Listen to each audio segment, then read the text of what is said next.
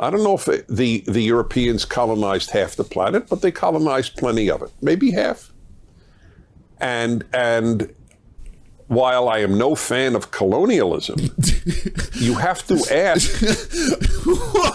There should never be a but at the end of that sentence.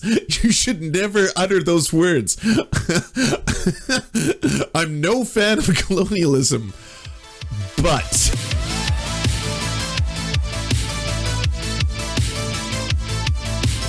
All right, we put this off long enough. It was a little while ago. I tried watching Dennis Prager. Here we go. Has he done a face reveal? No, he's a permanent. Corpse Husband is a permanent avatar. Yeah. But anyways, I will do this. All right. I'm going to try and do this entire clip. In it. Oh shit! I just spilled edamame beans all over the floor. If you don't believe me, hold on. I'll grab some edamame beans as proof. Got those. Here we go. Look, here's the edamame beans that I spilled on the floor just now. That just happened live. That happened live on the stream. I spilled all these edamame beans on the floor. That's right. Yeah, soy boys unite. Absolutely. Okay. Gonna have to clean. There's a lot of edamame beans all over the floor. The floor is covered in edamame beans.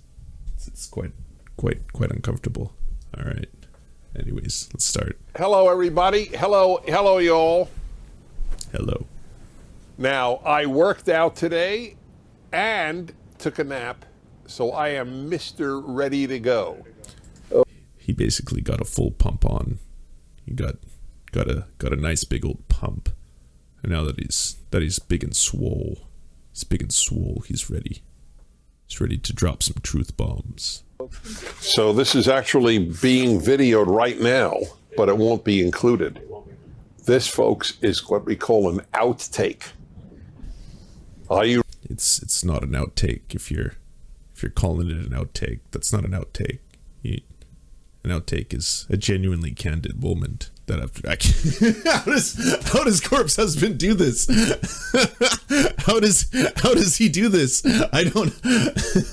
I'm already like, oh, the back of my throat.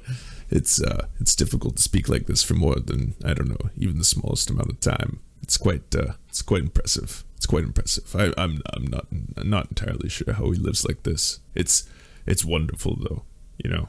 It's just his normal voice. I do this every time before the session. Are you ready, Otto? Yes. He is so ready. Hi, everybody. Let's use that outtake. What the hell? These aren't outtakes. You can't turn the camera on and be like, this will be a funny outtake, and then do something silly and then put it at the end of the movie. That's so fucking weird. You're such a weirdo. How are you so weird all the time? I don't, like, fuck me. Look at this face. Look at this tie combination. How are you always so strange? Good to be with you. Welcome to my home, my dog, Otto, needless to say, my fireplace, my books. Do you know this room is surrounded by books? I think I mentioned this once. It's already so strange. Welcome. Chair, wood, varnish, oxygen, carbon. But to say that I don't expect you to remember everything I say is to understate the case. I don't remember everything I say either. So... are we going? Is this it, or are you still in outtakes mode? Or is this it? Okay. Oh no, it has started. We're already on to the second chapter. We're on to when homes have bookshelves, because again, you've listed it as one of the many items that surround you. Excellent, sir. There is something special for me when I enter a home and I see bookshelves with books in them. As opposed to what? As opposed like Nazi memorabilia. Like, normally when I walk into a friend's house, just all forms, belt buckles, hats, skulls, human skulls, calibers. Even if you don't read them, it's a statement that you take ideas seriously, that you take wisdom seriously. That's ridiculous. Could you imagine walking in on someone's house and just seeing like piles of books and being like, oh, I didn't know you were into all this, and then being like, oh, I don't read. I have no idea what any of those are. No, but I do take knowledge seriously. I wanted to indicate to you and to others that I take knowledge seriously. So that's what those are for. That's why I have these. I've read none of them. I have no idea what they're about. I'm basically illiterate. So it's just something to think about. Get some books. Get some bookshelves. It's a statement. It's a statement. Fucking power moves. Fucking flexing how many books you own. Oh man, not even a show was right. Not even a show is right. It's a blessing to the left that Dennis Prager is as prominent and rich and like in there, like in your face as he is, for how weird and shitty he is as a person. It's such a gift. Like every single time people are like, oh yeah, you got to share these PragerU videos with their friends, and then they're like, by the way, who's behind all these incredible pieces of information, all these morsels that we share and gobble up? It's like, oh, it's Dennis Prager. You should check it out. He also uploads fireside chats to the channel every now and then, where he talks about how it's a good thing that the Bible exists, or he would rape people, but he doesn't.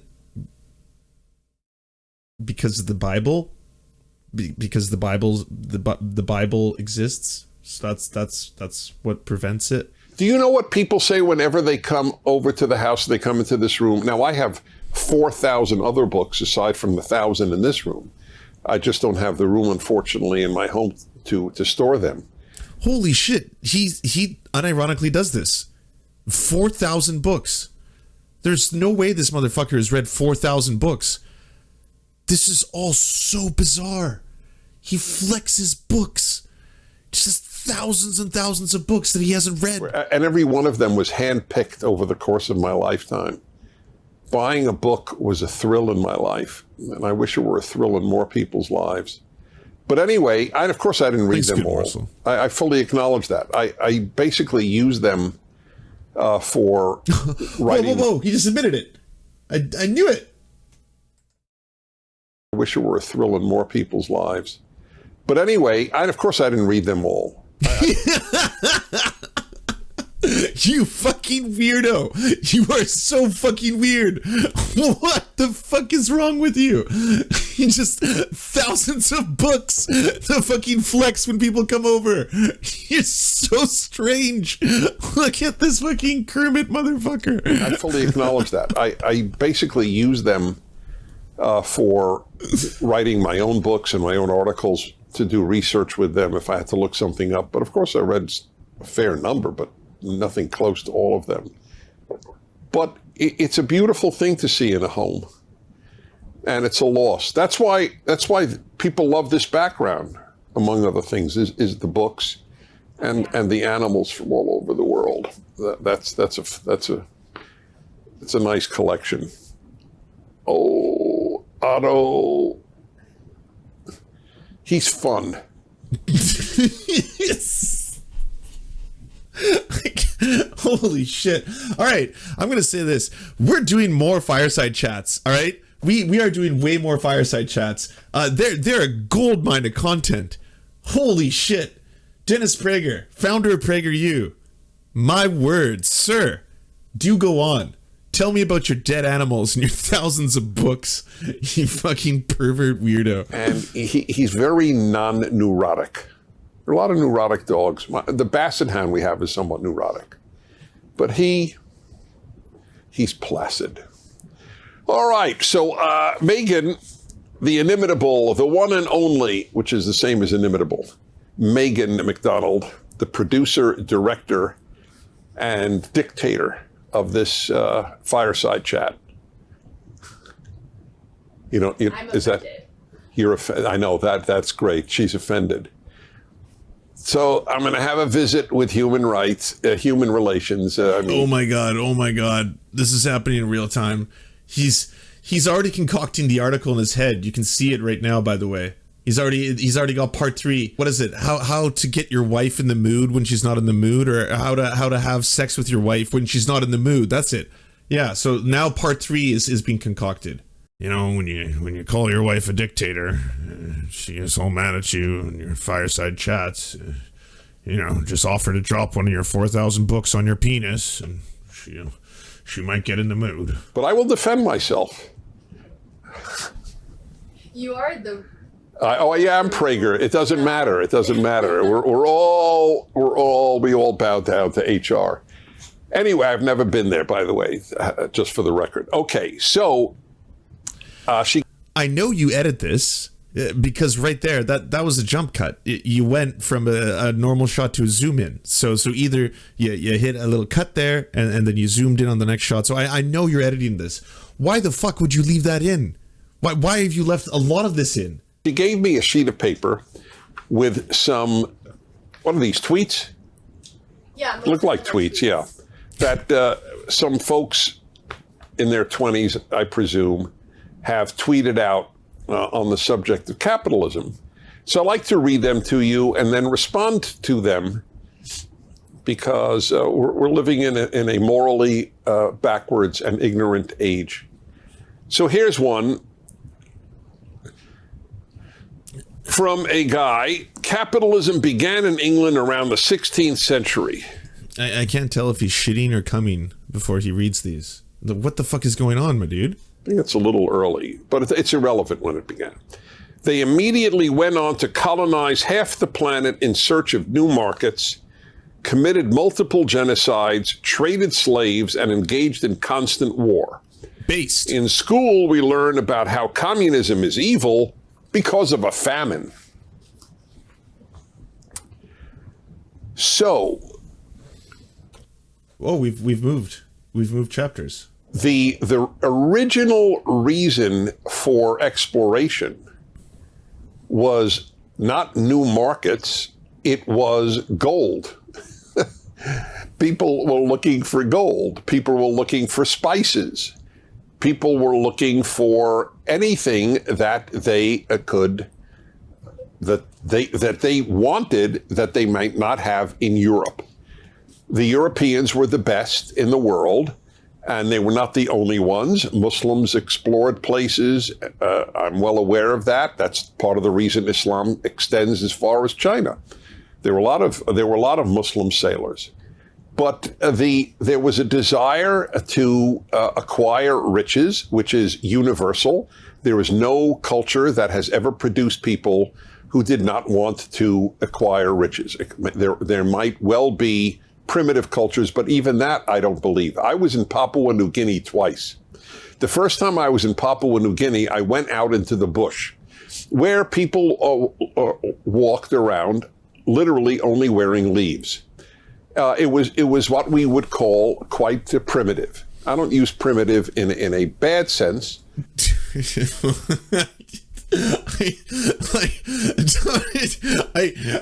I'm almost afraid to pause it because it just keeps getting better. What the fuck? Like this is basically someone turning, like, you know, the whole sir, this is a Denny's. That's what's been happening for a long time now. The question was about capitalism. Did you remember? Or because I've somewhat forgotten. Now he's checking out people who he calls tribal in the forest who are naked. What the fuck? There could be nice people and bad people in primitive society as nice people and bad people in modern society. But it was primitive.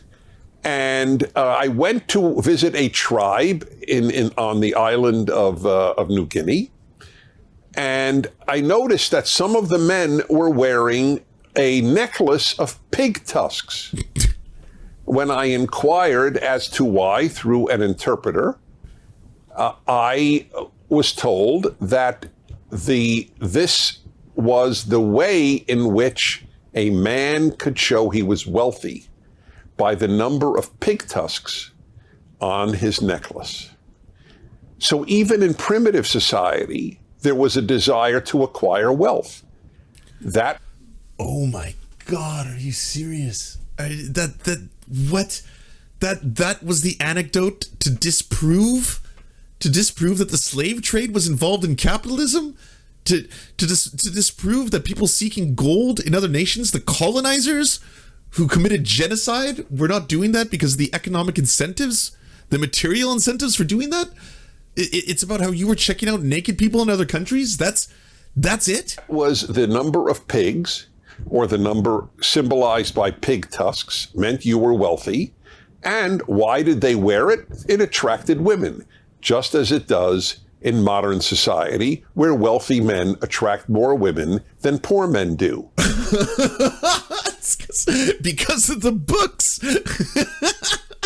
Hey, baby, you see my literature, baby? Yeah, 4,000 books, baby. Yeah, some have 4,000 pages, baby. Come on. These are such basic ideas about life. I feel silly wasting your time telling it to you. But since the basic ideas of life are no longer taught. Is his wife behind the camera just like, if you ever have less than 3,000 books, honey, I'm going to divorce you. You know that.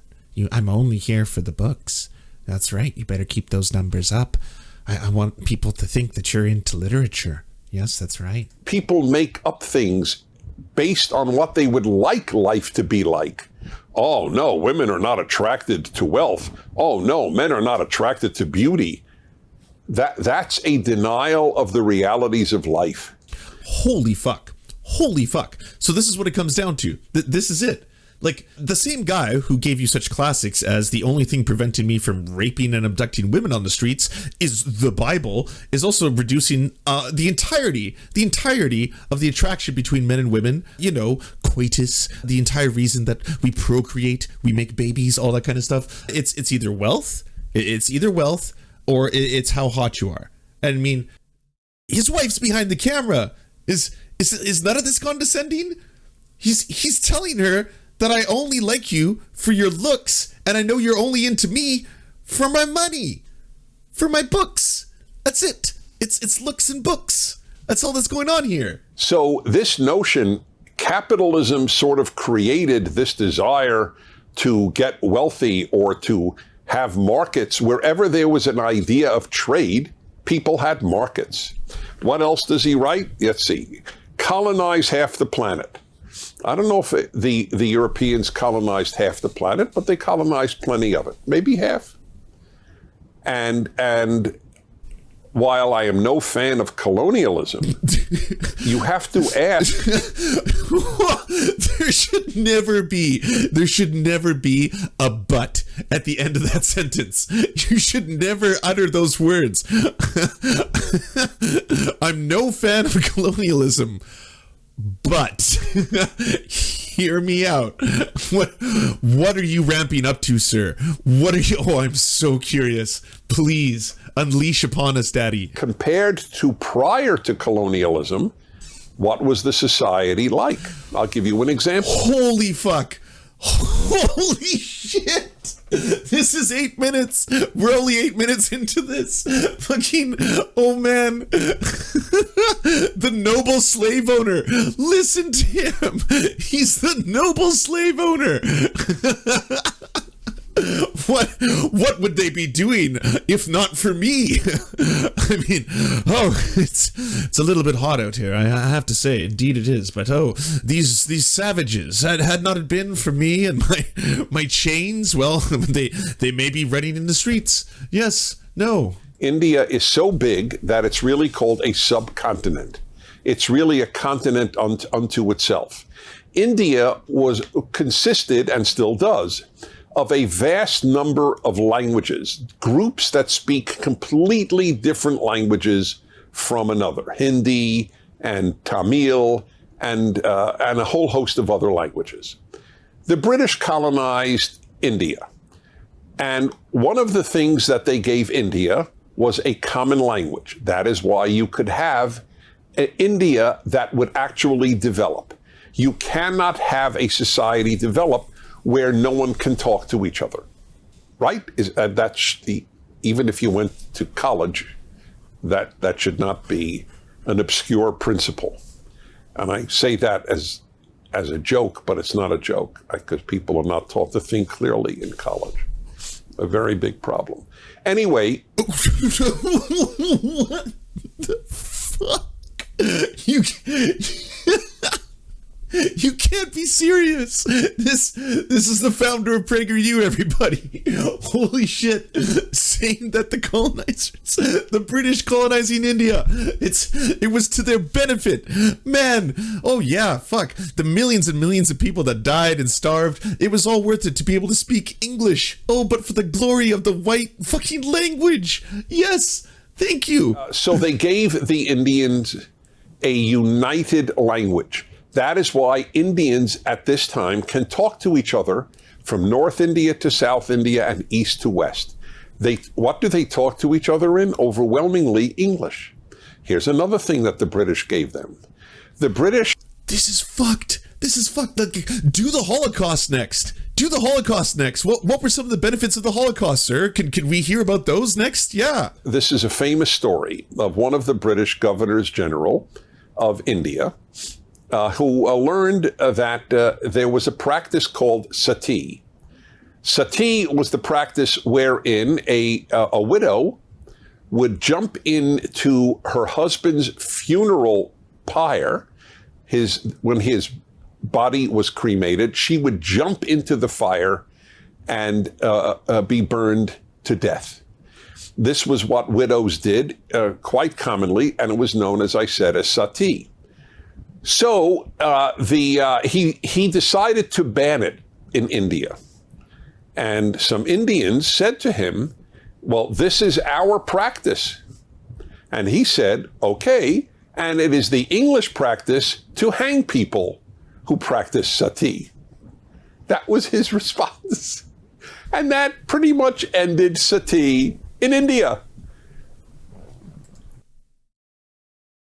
What is funny about this? What the fuck is funny about this? Why is that funny? I'm so lost. I am speechless right now. Yeah, no, this is sociopathic. Like, what the fuck? If you care about truth, if you care about morality, then you have to judge things based on truth and morality. Were there bad aspects to colonialism? There certainly were.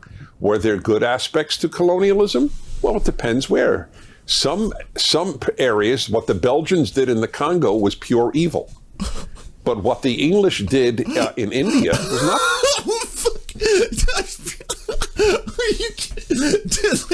Please, tell me the beauty and the joy of the Bengal famine. I can't wait to hear it. I can't wait to hear all the things that did, all the fucking bounty. What are you talking about? A lot of good came of it. The courts of law in India that came about because of the English. The common language, the abolition of sati, the beginning of the abolition of the caste system. The caste system preceded Western capitalism and Western... By the way, this is not what he says in private.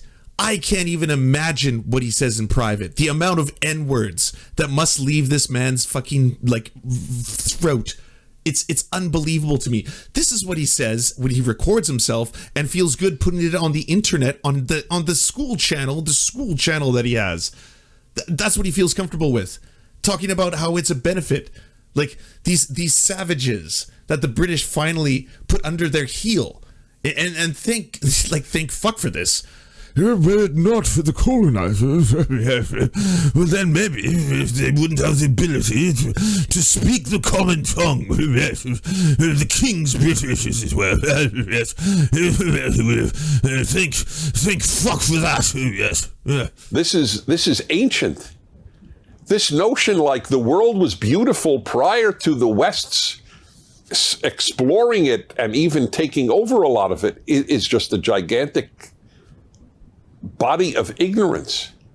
It's a horrible thing, the caste system, where people were born and could not change their caste.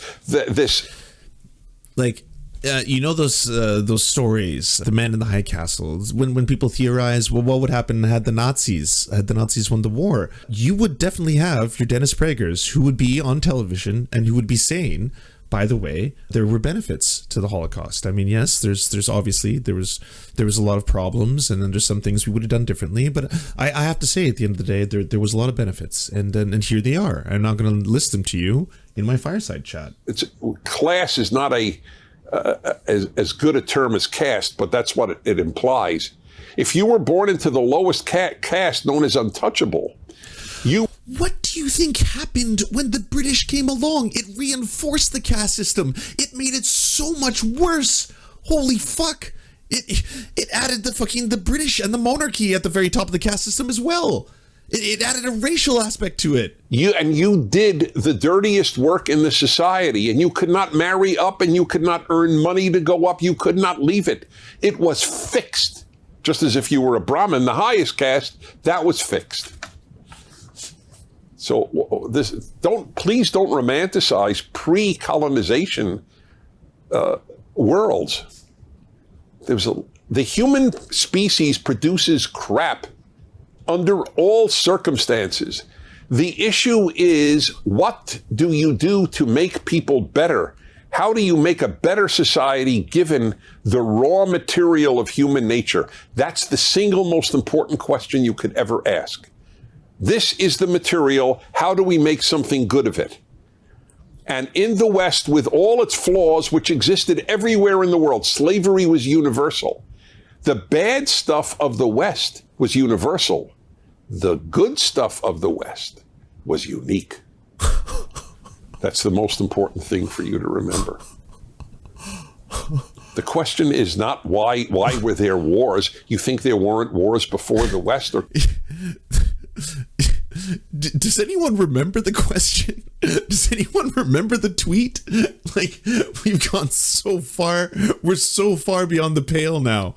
Holy shit. He is just going full on Nazi. Do you think there wasn't avarice and greed before capitalism? I'll tell you what there wasn't before capitalism. There weren't a lot of people there weren't a lot of people who got out of abject poverty. Capitalism is the only thing that has elevated billions of people out of poverty.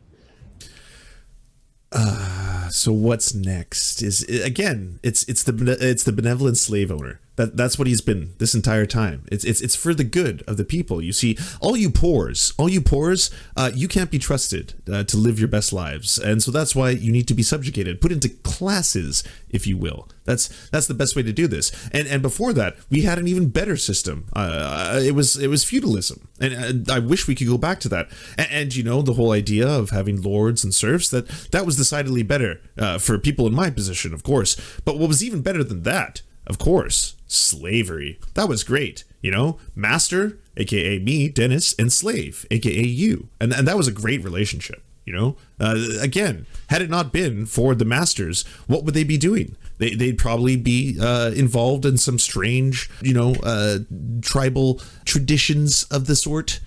It's very difficult to say. Why doesn't that matter? I'll tell you why it doesn't matter. To Western leftists who are already wealthy, they can't imagine abject poverty. And they're ignorant because they went to college. So look at your fucking set. Look where you're sitting and you're talking about people imagining abject poverty. You fucking self-parody. Yeah, people can't even imagine being poor. I, for one, have at least 4,000 books. So they were indoctrinated, not educated. They have no idea that capitalism elevated billions of people. Does that matter to you? Does that matter to the jerk who wrote this tweet? The ignoramuses who write these tweets? Oh no. Who know nothing? Oh, he's getting spicy. Just nothing. They emote. All these tweets are. Whoa, he went to full mauled. This is wild. He's maulding, but at the same time, it's not live, he's not streaming, so he's slowly building up to it. And then the worst part that drives me crazy. In school, we learned about how communism is evil because of a famine. If that's what you learned about communism, that it was evil because of a famine, that proves my point. You learn nothing in most schools. Nothing. Worse than nothing. You get a distorted view of the world. because of a famine? How about because 100 million people, non-combatants, civilians, were killed by communist regimes? Mao's China, Stalin's Soviet Union. Just to give the two biggest ones. Pol Pot's Cambodia, if you want to go. I'm gonna guess. I'm gonna guess one of the books in his catalog of 4,000 books. One of them might be the big black book of communism. I think that's where he's getting some of these numbers. I'm gonna guess, and he's gonna tell us pretty soon about the ghost babies too, right? Because of course it's not just the children who were killed in the famines, but it's also the unborn children who will never be born because of the communism. Because the communism killed them all. That moneyless, classless, stateless society done murdered every single one of the ghost babies. He only killed about a quarter of all Cambodians. The Khmer Rouge, Vietnamese communists ended Pol Pot, who was supposed to supported by the USA. True, very, very true. Yeah, if everyone doesn't know that, Mike's be spitting facts. Pol Pot, who was one of the most brutal and horrifying dictators in all of human history, like absolutely wretched. And yes, supported by the USA. Defeated by the commies. You know what Khmer Rouge means? Probably not. It means the Red Cambodians. The communists. And guess where he learned his communism? At the Sorbonne in France. Yeah. Yeah. Pol Pot was a fascist. He was a dictator. He was involved in far-right ideology, coalescence, and state control. It's not the same as the communism version that you're thinking of, sir. They were teaching leftist garbage that long ago. The slaughter of human beings, the deprivation of all freedom. Every communist country deprived people of freedom. They were prisons. You couldn't leave. I was in communist countries. That was my field of study. I was in communist countries a lot. Do you know that in the Soviet Union, for example, if I would visit someone in an apartment, which I only did once or twice because they couldn't talk freely, they assumed that whatever they would say would be monitored. Every floor in the apartment building had usually a woman sitting there writing down who visited you, who visited the Soviet Union. And if a Westerner came, they were in trouble. Why is somebody from the West coming to your apartment? So I met people in the Soviet Union, not in their apartments. I met them in parks. They told me what tree to meet them at, and then we would keep on walking. And they would talk very low. I want to tell you something very sad. Really, really sad. Oh. Prior to the lockdown, I never say prior to COVID because it's the lockdown that has shattered society, not COVID. Prior to the lockdown. What? You just I mean, the things that have been coming have been so rapid fire and so intense that like that is so low on the scale right now. To be honest, COVID conspiracy theories, lockdown conspiracy theories, the cure can't be worse than the disease. That is so low on the list now. It barely registers. I'm just like, oh yeah, I guess that checks out. I flew every week for the last 30 years, just about every week of the year to some place to give a lecture. So I'd be at airports a great deal. In the last few years, this was very common. People always came over to me, for a selfie or just to shake my hand or whatever. But something new has taken place in the last couple of years. People would come over to me and they would whisper, just want you to know, I'm a conservative. Or even lower than that, I support Trump. Do you know the last time people whispered to me when they were in public? When I visited communist countries.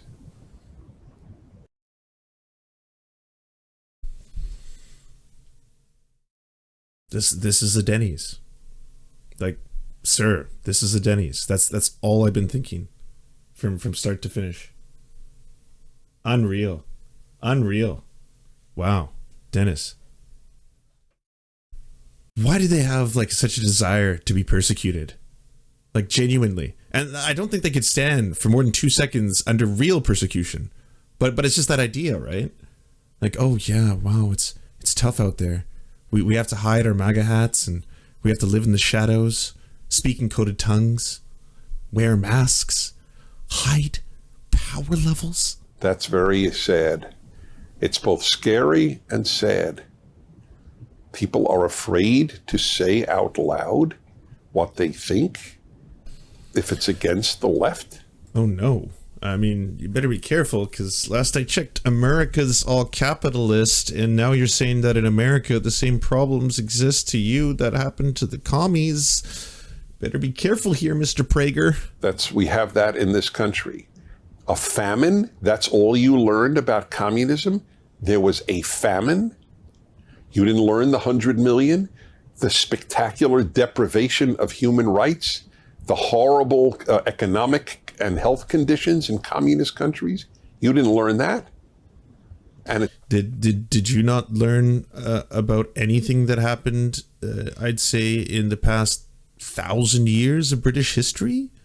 Of what colonization actually did to millions and millions of human beings? Did you not learn that part, Dennis? Because you kind of missed that one. It wasn't a famine. It was a famine every communist country. Mao killed 40 to 60 million people through famine, a deliberate famine, because he sold his food, his wheat and other food to the Soviet Union to get arms because he wanted to be a world power. So if the people starved to death, it didn't matter as long as he got advanced armaments. That and the collectivization of the peasantry. You can't have your own little farm, your own land, your own cows. The state will own them. And what the fuck is he talking about? Of all those 4,000 books, is not a single one of them about history? Not one? Where are you getting this information from?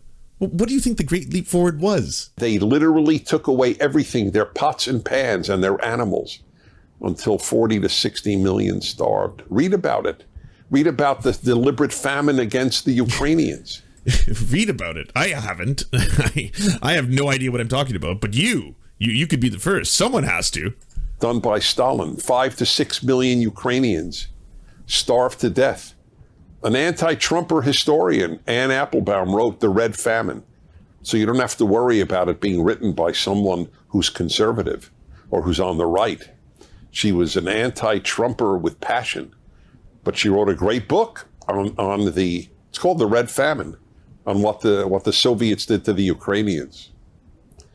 That's all you know about communism.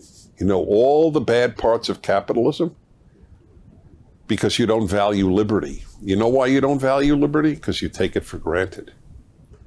I guess he's speaking specifically to extremely online tankies. Maybe that's the only person I can think of that this applies to. Stalinists. Another Maoists? tweet here.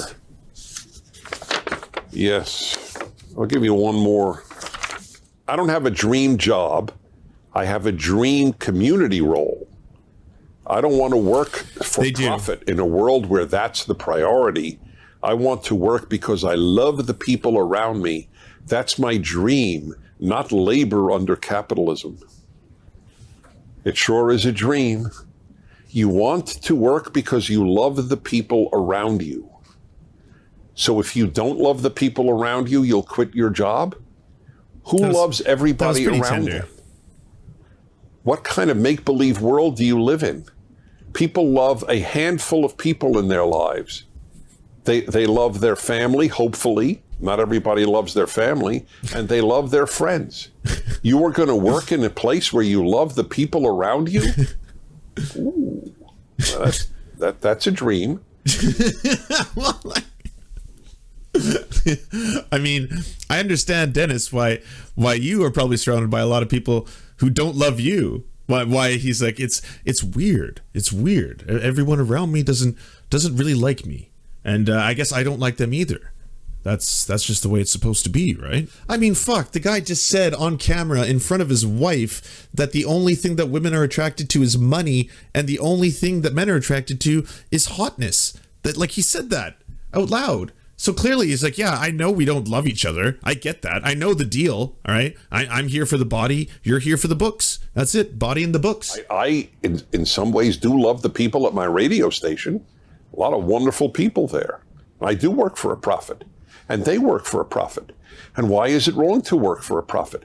How are you going to feed? The difference is you're exploiting their profit. You're taking more of what they make and produce so that you can make more money and buy books, so you can buy more and more books. That's the whole problem. It's not equitable. Profit is your salary. So I make a living and then I feed a family. Isn't that a beautiful ideal? What would you rather have? You do your dream work and the government feeds your family? That's what communism is. You will write poetry, Marx wrote, under some tree, and the government will take care of your family. No, I want to take care of my family. He's literally doing the meme, you know? Socialism is when the government does stuff, and the more stuff it does, the more socialism it is. And if it does a whole bunch of stuff, well, that's communism. That's why I've worked for a profit, and because I enjoy buying books. And I enjoy. I work for a profit. I said that as a joke. And he's still talking about the fucking books. I like earning money, and I like turning that money into books. Vast empires of books for my wife, because that's what gets her off. And it has spurred me to work hard. That's a wonderful thing. This is all make-believe world, like John Lennon's Imagine. The make-believe worlds, the make-believe world of utopia always produces hell. Always. Every utopian movement has produced hell on earth. Okay, guys, let's see what this week's question is. Oh, that wasn't the question? Holy shit. The left doesn't want a civil discussion. Do you believe in love at first sight? All right, let me skip to do you believe in love at first sight? I'm just curious. I want to hear his hot take. And that's followed by, why does Dennis love fountain pens? So do you believe in love at first sight, followed by, why does Dennis love fountain pens? I mean, hey, I'm not going to kink shame. Whatever's your thing, buddy. Or that it's more gradual. I would love to hear your thoughts on this. Thank you so much. And I love everything you guys do. Thank you. So you will find this rather interesting. And I am very open about my life. So here goes. I always thought love at first sight was only in movies. That was, I said it publicly, because I've talked a lot about male-female relations in my lifetime. One of the hours of my radio show for about 15 years is the male-female hour every Wednesday, the second hour of my show. So I have a lot of experience in this, and I never believed in it. Then life intruded. I met my wife, and it was love at first sight. And I was shocked, just shocked. Being a public figure, I've met many, many women in my lifetime, more than the average man would meet, as any public figure might. And I was, found, oodles of women attractive. That's just a fact of male life. But love, no. I assumed, as you wrote, that's something that develops over time. So I know for a fact that it exists, but I would not rely on it as the deciding factor on whether you will love somebody or marry somebody. The vast majority of people develop love, and it isn't love at first sight. So, I mean, I wonder how that went down. It's basically approaching her, and he's like, hey, I like the way you look. I was wondering if you wanted to go on a date. I got some pretty wild theories about Britain, colonization. I'd like you to hear about it. I'd like you to hear about the noble colonizer, if you haven't heard about that. The noble slave owner. Got some cool theories on that. So maybe we could set this up. She's like, well, I don't know, Dennis. It really comes down to how many books you own, because I don't know. You don't look like a man who has 1,000 books, because that's basically it, right? That's a deal breaker. How many books do you have? Baby, I don't have 1,000 books. I got 4,000 books. 4,000. 1,000 books. That's right. Got so many books I can crush kittens with them. I can just drop them from on high. Yeah.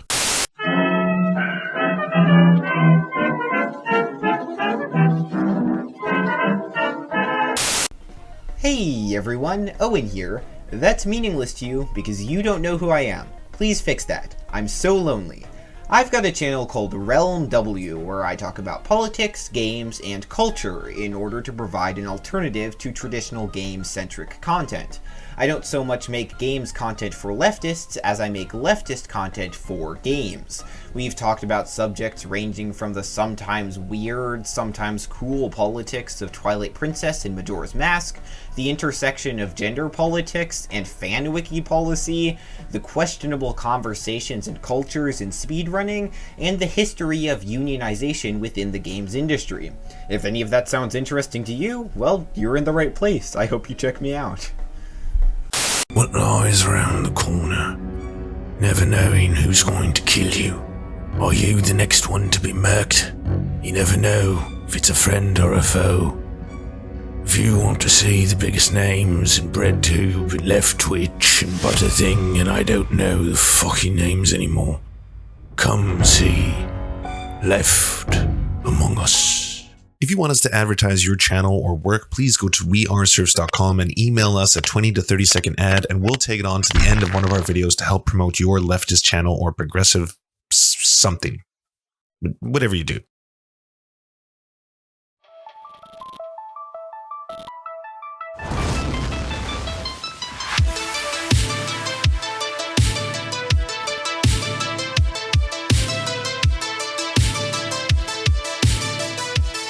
To our God, I'm Rast, Xander Corvus, and Schlatsky, we shall commit blood sacrifices in your honor. To our monarch, Tom Spiker, our lives are yours to command. To our lords, Jeffrey Lamb, Trevor R., Stephen, Hans Josephine, Poppy Nelson, Ryan Lubin, Jimothy K. Meeblebeeps Jr., we bow meekly for your pleasure.